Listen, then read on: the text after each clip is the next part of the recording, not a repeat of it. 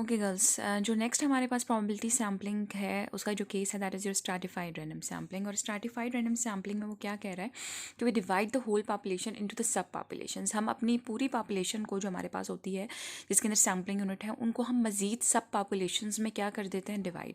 अब उन सब पॉपुलेशंस को, सब ग्रुप्स को हम क्या कहते हैं, स्ट्राटास। ठीक है, यानी आपने पूरी पॉपुलेशन को डिफरेंट सब पॉपुलेशंस में क्या कर दिया, divide. Let's suppose this is your population of size n और हमने इसको मज़ीद जो है वो सब पॉपुलेशंस में डिवाइड कर दिया। हमने एक पार्ट ऑफ पॉपुलेशन अलहदा कर दिया, दूसरा पार्ट ऑफ पॉपुलेशन अलहदा कर दिया, यानी हमने तमाम पूरी पॉपुलेशन को डिफरेंट सब पॉपुलेशंस में क्या कर दिया, डिवाइड। और इनको हम कहते हैं स्ट्राटाज। ये सारे क्या हैं, strata. And the sample from each stratum is drawn. और अब फिर हम क्या करेंगे कि जो हमने सैम्पल ड्रॉ करना है वो अब हम हर स्ट्रेटम में से ड्रॉ करेंगे।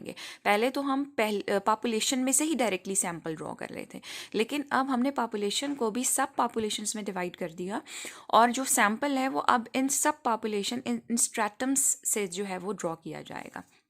ठीक है, तो ये आपके पास मैंने पिक्चर ड्रॉ की है, दैट इज़ योर पॉपुलेशन, जो कि हमने मज़ीद डिवाइड कर दिया। अब वो क्या कह रहा है यहाँ पे कि एलिमेंट इन ईच सब पॉपुलेशन शुड बी सिमिलर, यानी हमने जो सब पॉपुलेशन बनाई है वो किस तरह से बनाई है। इसका जो केस है वो ये है कि आपकी जो पॉपुलेशन जो आपके सैम्पलिंग यूनिट हैं जो आपने एक स्ट्राटा के अंदर डाले हैं, दैट शुड बी सिमिलर, यानी ये एक जैसे होने चाहिए। ये वाले जो N2 आपके पास यूनिट्स हैं, सेकेंड वाली जो सब पॉपुलेशन है वो एक जैसे होनी चाहिए। यानी जो एक स्ट्रेटम के अंदर, जो हर स्ट्रेटम के अंदर आपके पास सैम्पलिंग यूनिट है that should be similar. And externally जो स्ट्राटाज हैं दैट शुड बी डिसिमिलर, यानी ये वाला स्ट्रेटम जो है आपके पास, इसके अंदर जो सैम्पलिंग यूनिट है वो सेम होंगे, इसके अंदर जो होंगे वो सेम होंगे, यानी N1 जो यूनिट है वो सेम है, N2 यूनिट्स आपके सेम है, N3 unit they are approximately similar, but the strata externally they are heterogeneous, they are dissimilar. यानी N1 के जो एलिमेंट्स हैं वो N2 के एलिमेंट्स से डिफरेंट होने चाहिए। इस तरह से आपने अपनी पॉपुलेशन को जो है वो डिवाइड करना है। गॉट माई पॉइंट, के जो एलिमेंट्स हैं in the sub population they should be similar, इनको हम कहते हैं homogeneous. And externally the strata should be dissimilar, they called heterogeneous. ठीक है, अब हम क्या करेंगे कि suppose we have to select a sample of size n, हमने एक सैम्पल n का जो है वो सिलेक्ट करना था। अब हम यहाँ पर क्या करेंगे कि हम हर सब पॉपुलेशन में से एक पार्ट ऑफ सैम्पल जो है वो सिलेक्ट करेंगे। ठीक है, ये जो n है इसको भी हमने मज़ीद डिवाइड कर दिया ताकि हम हर सब पॉपुलेशन, हर स्ट्रेटा से जो है एक पार्ट ऑफ सैम्पल जो है वो सिलेक्ट कर सकें। ठीक है, हमने N1 सैम्पलिंग यूनिट जो है वो पहली वाली स्टार्टा से सिलेक्ट कर लिए, N2 सैम्पलिंग यूनिट जो है वो सेकेंड वाली से, इसी तरीके से जनरली Nk जो है वो आपकी kth सब पॉपुलेशन से हमने सेलेक्ट कर लिए। और ये किस तरीके से होगा कि आपका जो N1, N2 और इसी तरीके से जो Nk हैं, जब मैं इनको सम करूँ तो मेरा टोटल सैम्पल साइज़ बनना चाहिए। यानी मैंने सैम्पल साइज़ को बढ़ाया नहीं है, जो मेरे पास पहले से सपोज मैंने जो किया हुआ था, जो मैंने लेना था, उसी को मज़ीद मैंने जो है वो डिफरेंट सब सैम्पल्स के अंदर जो है वो डिवाइड कर दिया है। ठीक है, अब वो क्या कह रहा है यहाँ पे कि जो पॉपुलेशन है, जिस तरह मैंने आपको कहा कि हमने उसकी स्ट्राटिफिकेशन करनी है, हमने स्ट्राटास बनाने हैं, तो वो जिस तरह मैं कह रही हूँ कि internally they should be homogeneous and externally they are heterogeneous. तो हम किस तरीके से स्ट्राटिफाइड करेंगे पॉपुलेशन को, हम लार्ज, मीडियम और स्मॉल के अबाउट कर सकते हैं कि लार्ज वाले जो यूनिट्स हैं उनको अलहदा कर दें, सैम्पलिंग यूनिट को मीडियम अलहदा कर दें, स्मॉल अलहदा कर दें। तो अब देखें, जब एक लार्ज का आप बनाएंगे स्ट्रेटम तो उसके अंदर सारे लार्ज होंगे। ठीक है, वो दे आर सिमिलर। दूसरा आप बना लें जो है वो मीडियम का बना लें तो उसमें सारे मीडियम होंगे, तीसरे जो है उसमें स्मॉल होंगे। तो internally they are homogeneous, internally वो एक जैसे होंगे, लेकिन एक्सटर्नली आप देखें कि large is different from medium and medium is different from small, so externally they are heterogeneous. इसी तरीके से आप अर्बन का अलहदा बना लें, रूरल का अलहदा बना दें, तो अर्बन के internally they are homogeneous but externally rural and urban they are different, dissimilar, heterogeneous होगा। इसी तरह प्रोविंसेस के अबाउट आप बना सकते हैं, 4 आपके प्रोविंसेस हैं, आप उसके अबाउट बना सकते हैं। Internally they are homogeneous, externally they are heterogeneous. ठीक है, अब वो क्या कह रहा है यहाँ पे कि जो हमने n डिस्ट्रीब्यूट करना है, अब ये जो मैंने डिस्ट्रीब्यूशन की थी कि n1 सैम्पलिंग यूनिट इसमें से सिलेक्ट कर लें, n2 इसमें से कर लें, n3, अब ये किस तरीके से डिवीजन करनी है, ये भी दो तरीक़ों से आप जो है वो n को डिस्ट्रीब्यूट कर सकते हैं, टोटल सैम्पल साइज़ को डिफरेंट स्ट्राटाज में।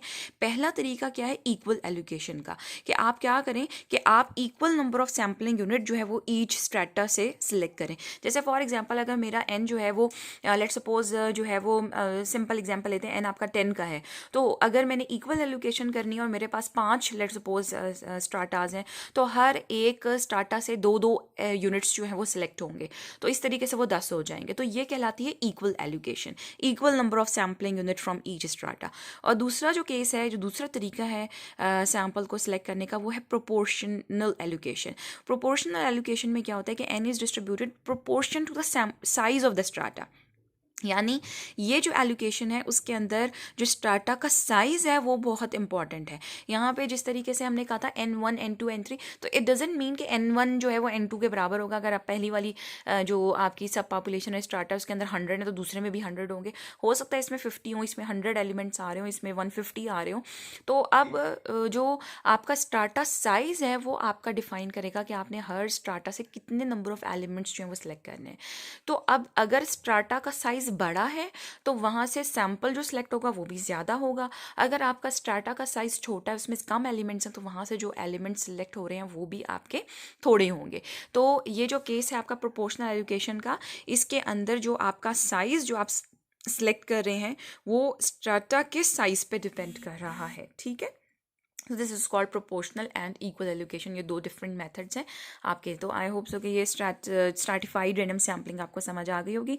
इसमें आपने पूरी पॉपुलेशन को डिफरेंट स्ट्राटाज में डिवाइड किया है, this is the main point, ठीक है। फिर उसके बाद आपने क्या किया है, जो स्ट्राटाज बनाया वो किस तरह से बनाया है। Strata should be internally homogeneous and externally they are heterogeneous, dissimilar externally and internally they are similar.